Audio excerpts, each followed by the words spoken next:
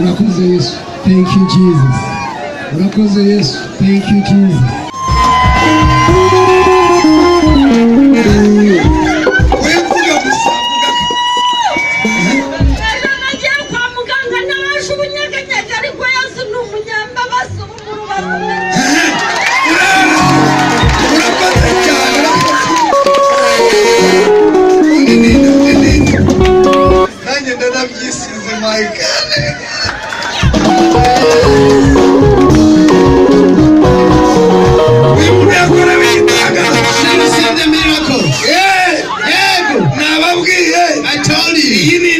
This is the beginning.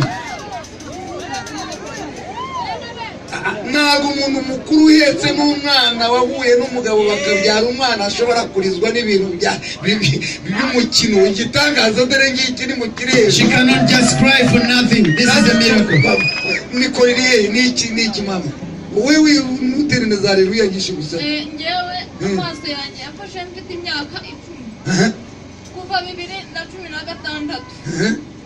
Amaso baransengeye banjyanye mu miti ya Kinyarwanda bamwe bakavuga ngo nayo bandoze ndageze no mu Burundi njya kwivuza muganga ndamuhata Imana ariko murumva uw'ibyuma sinzi niba ibyuma bye bikora mana ya kaje ninyira amaso nzagushira data ni pasiteri rwose data ni pasiteri ni nawe yanyibatije rwose ashima Imana none surakize amaso ntabwo nareba agatara kantu naje ndi kwihanaguza ako ndashima Imana birumvikana rwose bitamura amarira none dore yareba urareba ndahabona n'umuhobere rero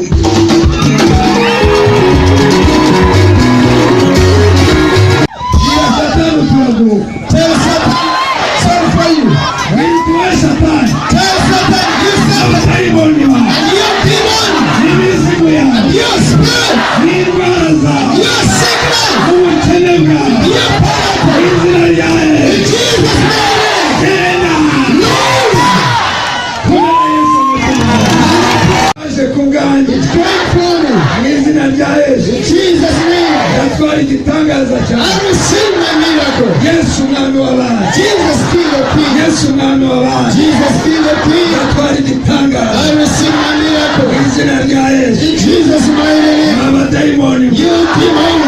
Mama daimoni. You demons.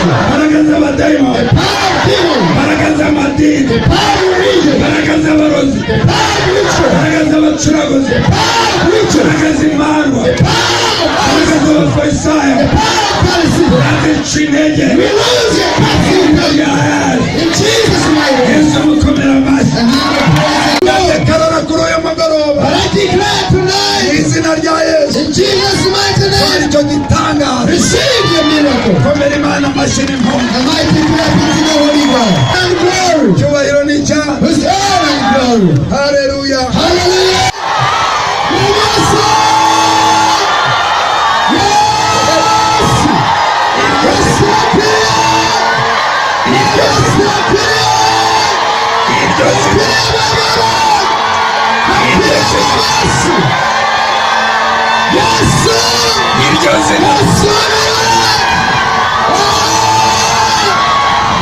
You have been withdrawal for a long time.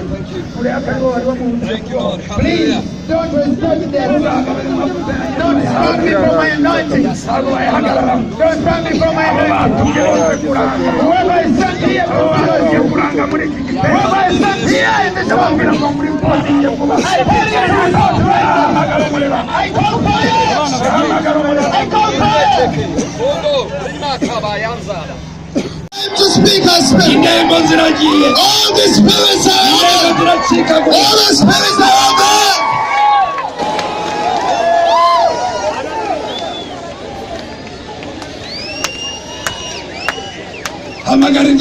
Call the name of Jesus. Call Jesus.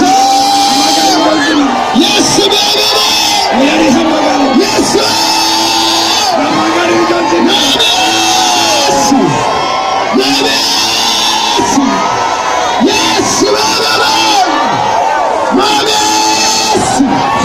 Yes!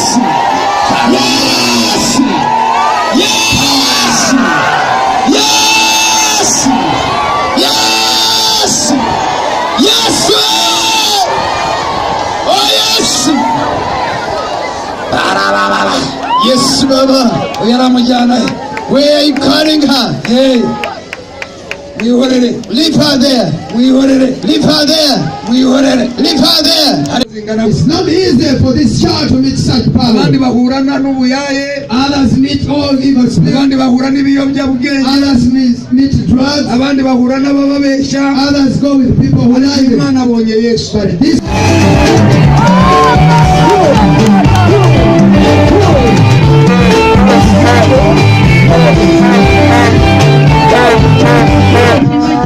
Praise Jesus. Yes, Ashim. Praise Jesus. Praise Jesus. This is a great miracle. There are some people I found here early. And I know that she was caught on Sunday. Our pastors were there to witness. She was caught after service. When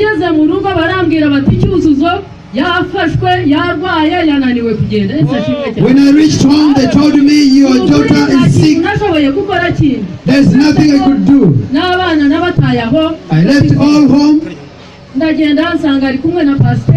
went to find her with the pastor. Pastor Mlenzi Emmanuel. The pastor was praying for her. She was put in the room and praying and sleeping. I called her name. Praise Jesus. I told her you'll be healed in Jesus' name. I can't explain what God was doing.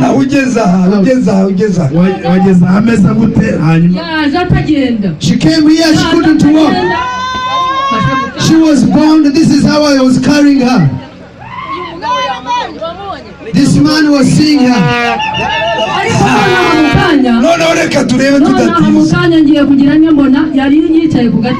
Shortly she was seated there. I saw her standing up and raising her hand. She was sitting down. Let us test her. Let's test her. Choose the place. Please walk, go over there. Can you walk here?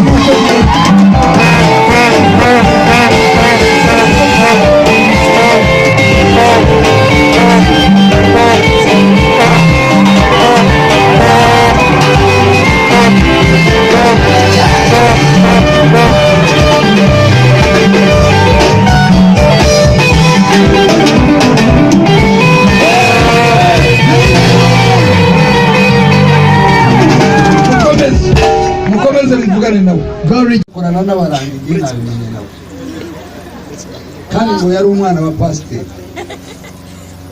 Ahantu abadayimoni bafatiye nabaga Tanzania, mbana na marume yari umukuru wabo. Umukuru w'abarangi. Afite ururembo. Hanyuma nasengaga Imana, nabanagayo na basista wanjye. Bamaze kuza bansigaye njyenyine, hanyuma bantegeka kujya mu rurembo kundu. My relatives left me from Tanzania. Najya ngera mu rurembo batangira gusenga ibyabo ngiye nkasenga Imana. Biza kubatera umujinya bakajya bavuga ngo hano hari umwana udakunda abarangi. Nkajya ngira agahinda kuko kuntegeka gusenga ibigirwamana kandi ntabwo nari nzi abarangi cyane.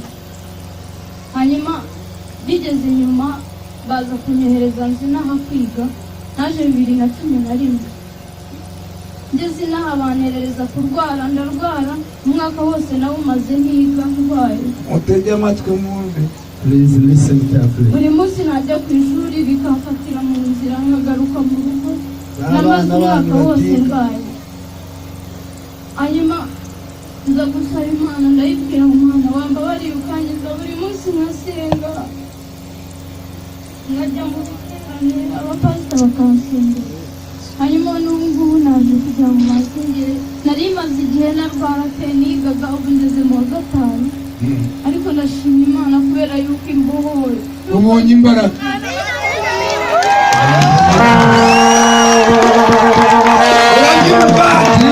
To be saved. Asante Bishop hariya ndagira ngo mbabone hariya. Follow Bishop over there, please. Mwebwe mwitondera Zari zaramwishe n'itabi. n'ubu arabifite. N'ubu ngo arabifite itabi avuze ko rimaze none ahangaha. Hanyuma rero uyu munsi aravuze ati urashaka no kubatizwa. Ndashaka kubatizwa.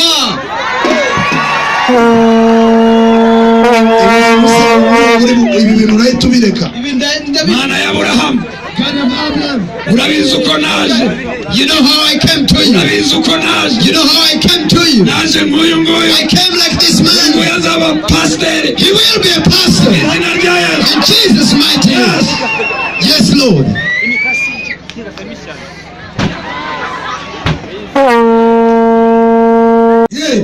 Uyu munsi muri iki giterane yakira igitangazo cyo kuzibuka amatwi. Arumva. Yesu nashimwe. Amazina yanjye bayita Muhorakeye. Iwacu bagiye mu Barangi baramfata banjyanayo. Kugeza izi saha ntabwo niga, nagiye mu ishuri biranga bikajya bimfata nkabira nk'umuntu wahwereye. Mu by'ukuri uyu munsi ndashima Imana, biramfata simvuge sinumve, bikagenda bikamara nk'icyumweru gutyo bigakira bikongera bikagaruka. Ariko kugeza izi saha naje guhera mu gitondo ntabwo navugaga, ntabwo numva, ariko ndashima Imana ahubwo ubu ndi kuvuga ndi kumva. Imana ihabwa icyubahiro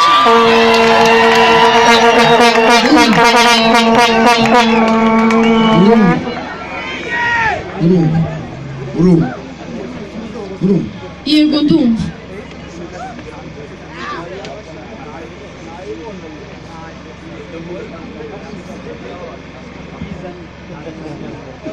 Yego ndumva. Ndavuga nta kibazo. Amavuta y'Imana abe ku bugingo bwawe. Takurawe dayimo.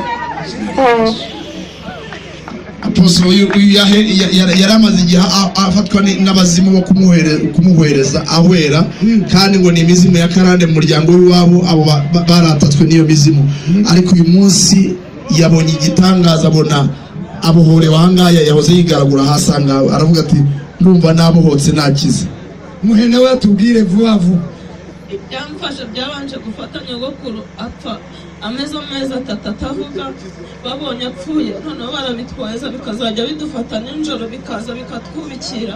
Ariko ubu ngubu nonaha biramfashe mbona ndi mu isanduka ariko nyivuyemo.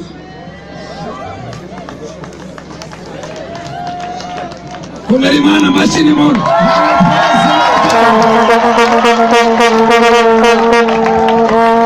Uyu nguyu ko yaje, dore ko naje mu rusengero. Uyu ureba, This man here, this is the same way he came. yashobora gukizwa akaba reverandi, akaba representa regara, agakora ibitangaza. He might be a mighty man of God. Dore ko naje mu cyacu. This is how ashobora he gukira agatwara imodoka, agatwara indege.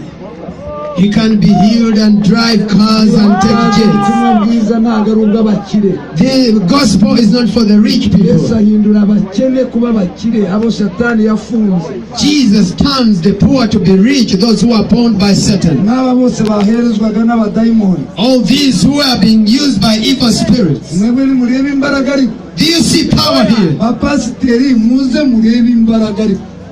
Apostle, uyu ni umugabo wigize kunyura hariya, uravuga uti Izina rya Yesu. Jesus mighty name. Imyuka y'ikuzimu. Spirits of hell. Imyuka y'ubumuga. Spirits of crippleness. Imbaraga z'abadayimoni. The power of demons. Turazica intege. We command you to lose. Mu izina rya Yesu. Jesus mighty name. Zirekura aba bantu. Lose these people.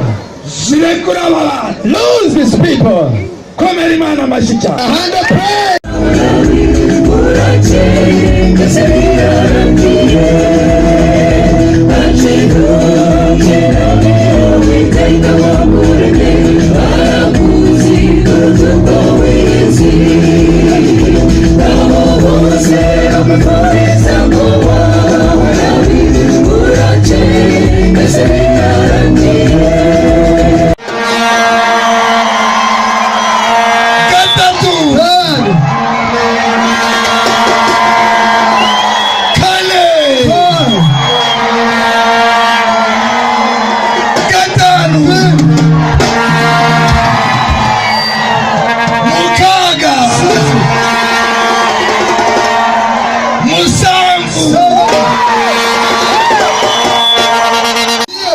reba cyiza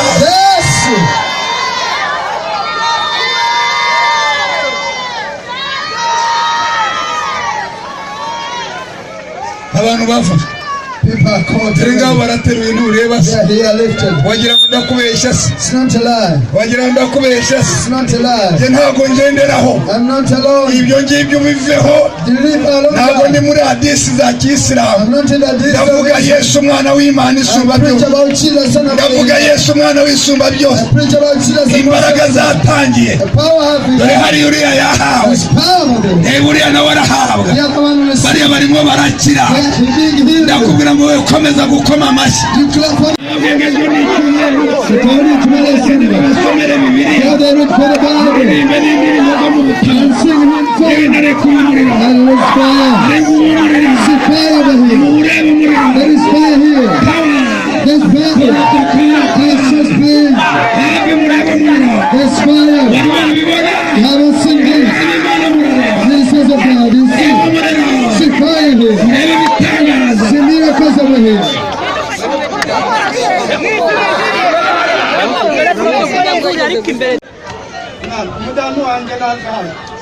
mudamu niwe wabihamya banza uvuge icyo uhamya banza icyo mpamya nuko nari maze amezi abiri ndwaye amaguru bankubise nkabasha ubugenda ariko ndashima Imana yuko nakize nahoze nsirimba ngaho He is thankful. He spent 2 weeks without walking. He was seated down and couldn't walk. But now he is thankful to God that he can dance, he can walk, he is jumping, and he is completely healed. He has been dancing and jumping here in the crusade. Hallelujah. Test him. Oh, please. Go. The first symbol. Go sing.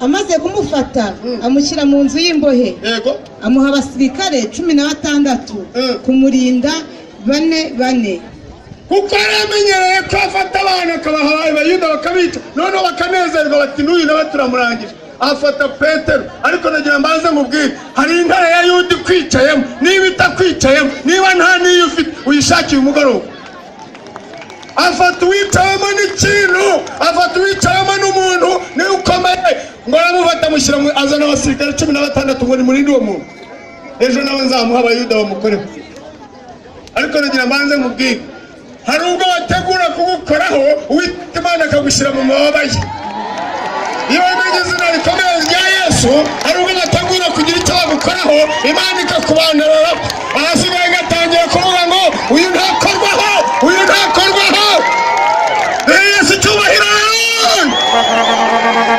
Imana cyane agira ngo azamushyira abantu Pasika ishize Pasika nirangiza nzamubashyire nabo bamukire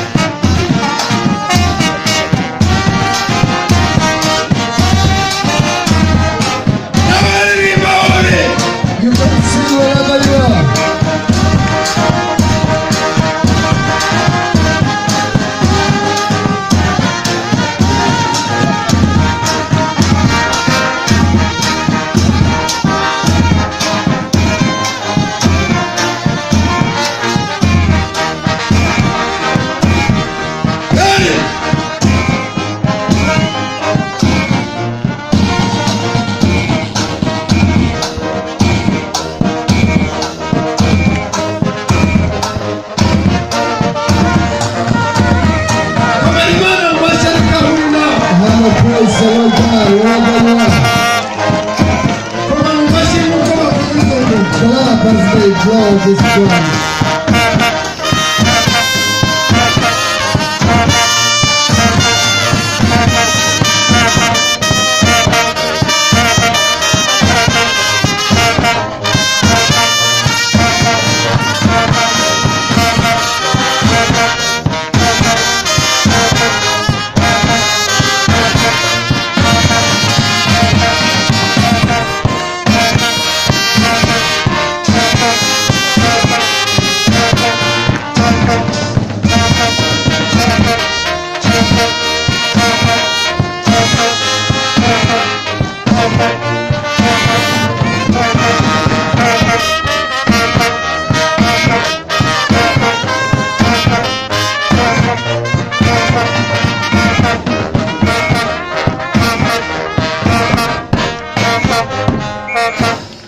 ndagira ngo ninjire mu bitangaza ariko ibi byamaze gukora. For I would like to come into miracles after this is done. Nitegereze. Come and see. Mugende mwisunika gutya ariya muve bashobora kugira ngo na gutya. Please extend over here. Mwongere mugire gutya. And extend, please. Muranyumva? Do you hear me? Mwisunikeho gato. Can you please extend? Bariya bave. Turabizi ko ari urugamba namwe musigayemo. We know it is a struggle you are having. Ariko Imana ibashoboreshe. But may God enable you. Sinzi icyo gukora. I don't know what to do. Ahubwo icyo gukora ngiki. But this is what to do. Buri muntu navuge ahasengera. Everybody introduce your church. Atange address y'itorero rye. And give address to your church. None aba bantu bo batangire gushaka amatorero kuko nta bundi buryo mwabikora. And thereafter these people will search your churches. Nothing to do. Turabanza bishop chairman. We'll begin with the bishop and chairman. Mikoro iri hehe? Hold your mountain.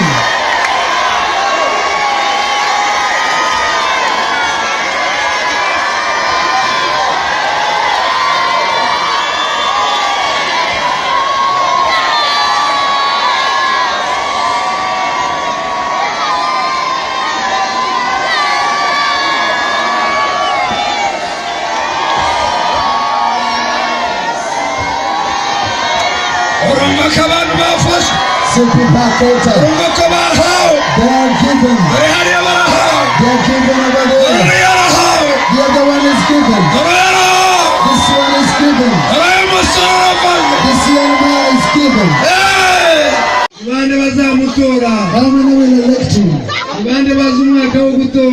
many know the year of voting? How many will vote him? How many say let him live forever? How many believe he gives us peace and we sing for God? Clap and jump for God from him. Just please. Your Excellency, this dance is for you. This is your dance, Excellency. We give to you this peace.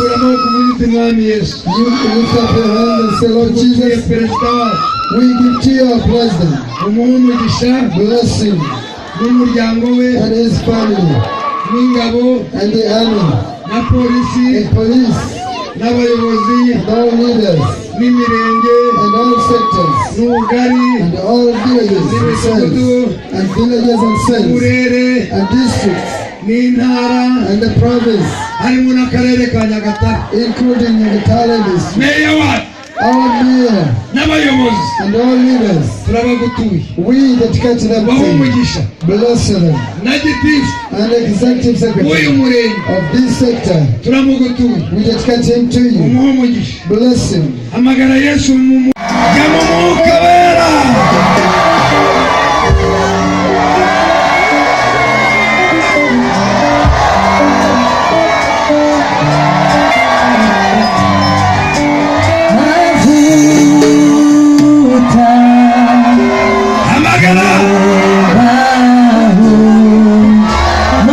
Mafuta